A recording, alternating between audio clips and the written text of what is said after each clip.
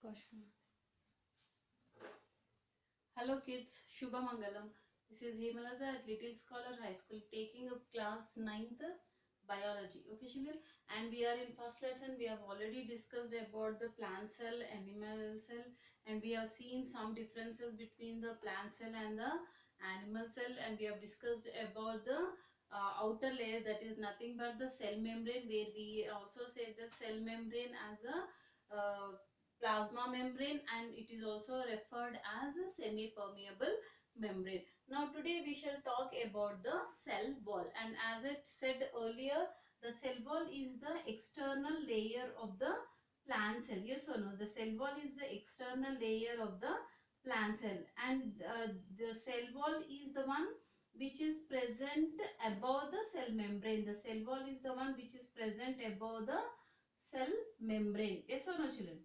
So this is the cell wall.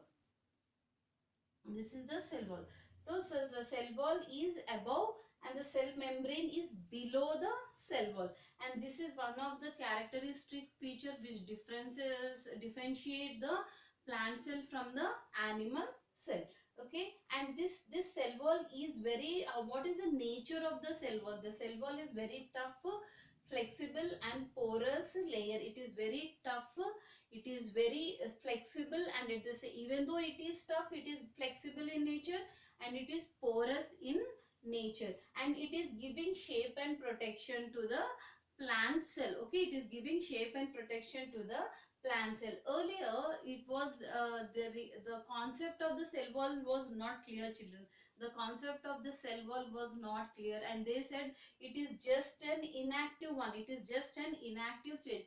But as the time passed, scientists have realized that yes, cell wall is also one of the important part of the plant cell, and it is it is exchanging the information between one cell and the other cell, and especially during the growth and development of the plant. Are you understanding? So initially this was referred, the cell wall as referred as an inactive one, but what happened later on, the scientists have realized that yes, cell wall is also a very plays an important role, and it is exchanging the information between the one cell and the other cell, and it is exchanging information during the growth and developmental stages. Okay children, now one more point regarding the cell wall is it exerts inward wall pressure. Now what do you understand by the cell wall is exerting the inward wall pressure? Now let us understand here. Here if you see, for example, this is the cell children. Okay, and say this as the cell membrane, and say this as the cell, okay, cell membrane. Okay children, and this is you consider as the cell wall, and this is you consider as the cell wall. Okay children, now exerts inward wall pressure. What it is saying? Exerts inward wall pressure. Now this is the cell wall, it is exerting some pressure here on the cell membrane. It is exerting some pressure on the cell membrane, because here inside the cell membrane you have cytoplasm. Yes or no? Because of the cytoplasm and some other organelles are present here. What it is happening, because of the cytoplasm and the cell organelles, it is creating some outward pressure. The cytoplasm is creating an outward pressure. So to balance this, the cell wall is creating the inward pressure, so that it is getting neutralized, or it is getting balanced, and the structure remains the same. Are you understanding? What does this mean? Exerts inward wall pressure. The cell wall is exerting the inward wall pressure to neutralize or to balance the pressure which is exerted by the cytoplasm within the cell, and the cell structure is maintained and the plant. So these are the points which we need to know regarding the cell wall. Cell wall is one of the distinguishing character of the plant cell only, and it is made up of cellulose. What it is made up of? It is made up of cellulose. Okay children, now it is tough, flexible and porous in nature. It gives shape and protection. Earlier it was not known about the importance, but later on it was realized that it is exchanging information during the growth and development, and it is exerting the outward pressure and to neutralize the inward pressure which is created by the cytoplasm. This is about the cell wall. Now let us move to the one more organelle, that is nucleus. Okay children, we shall start with the nucleus. And nucleus is one of the important organelle of the cell, and all of you know that the nucleus is one of the major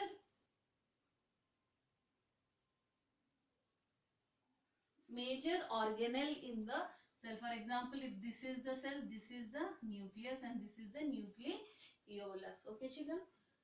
Now, there is one small activity in your textbook, that is on page number 3 and 4, regarding the nucleus, how to find the nucleus present. And for this, you need to just a simple activity. I'll just brush up the activity in detail. You can find it on page number 3 and 4 in your textbooks.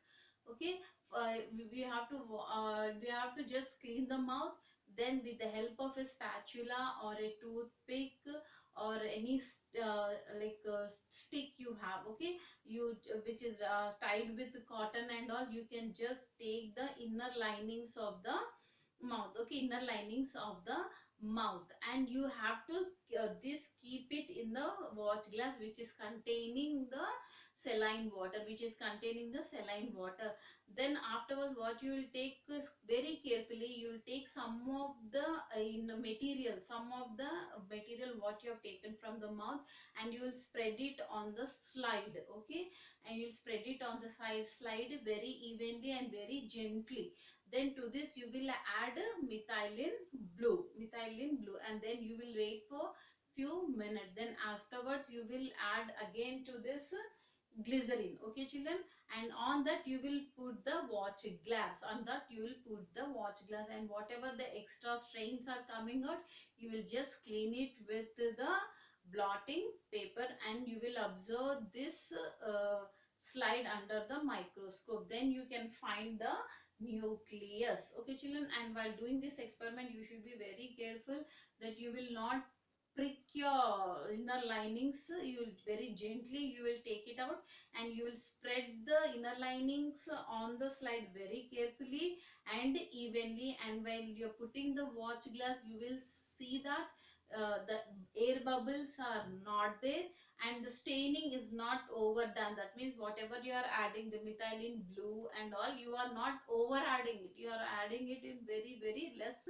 quantities. Then you will observe the slide under the microscope, then you can see the structure of the nucleus. Now let us go to the nucleus. This is how the nucleus look like, okay. Now when we talk about the structure of the nucleus, it is made up of membranes called as nuclear membrane. So the nucleus is made up of nuclear membrane, okay. Then inside the nucleus you have the liquid portion called nucleoplasm. Inside the nucleus you have nucleoplasm. For your understanding, just have taken the blue color dots, okay, that is representing the nucleoplasm, okay. Now all of you, in the nucleoplasm you have the nucleolus, one dark portion you can see here, yes or no, that is nucleolus, okay. Nuclear membrane, nucleoplasm, nucleolus, and the pores or the gaps what you can see, these are called as nuclear pore. And you can see the red line structures here. This is nothing but the genetic material, so this is the structure of the nucleus. So if they may ask you to draw the nucleus, sometimes they may give you only the lines without any name, so you have to label the particular thing, okay. Now when we talk about the nucleus, the name nucleus was coined by Robert Brown. Who named the nucleus? The nucleus is named by Robert Brown in the year 1831, okay children. Robert Brown is the scientist who named the nucleus in the year 1831. And all of us know that nucleus is one of the very important cell organelles and the largest cell organelle which you find in the cell. And the nucleus is referred as the controller of the cell. That means it is referred as a control room of the cell. That is, we can say a cell's control room. Nucleus is referred as the cell's control room. Like if you talk about mitochondria, you say that it is the powerhouse of the cell. Yes or no? In the same way, when you talk about the nucleus, you will refer nucleus as the controlling part of the cell, which controls all the activities which has to occur in a cell. The nucleus has the power to control all the activities which are happening in a cell. Okay, children.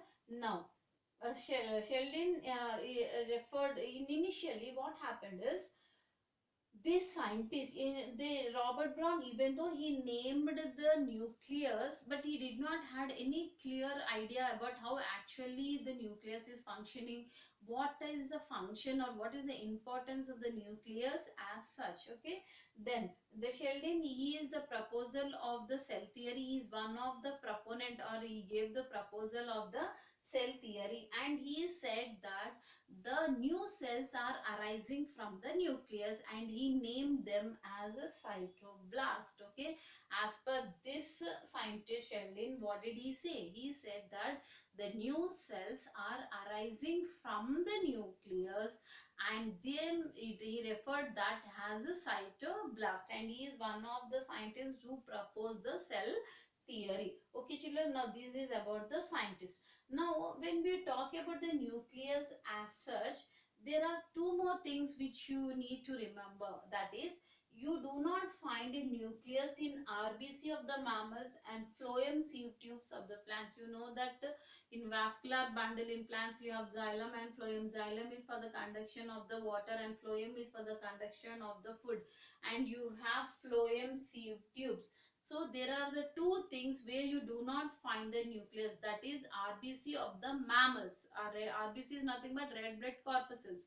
Of the mammals you do not find the nucleus, and even in the phloem sieve tube you do not find the nucleus. You need to make a note of this point, children. Okay.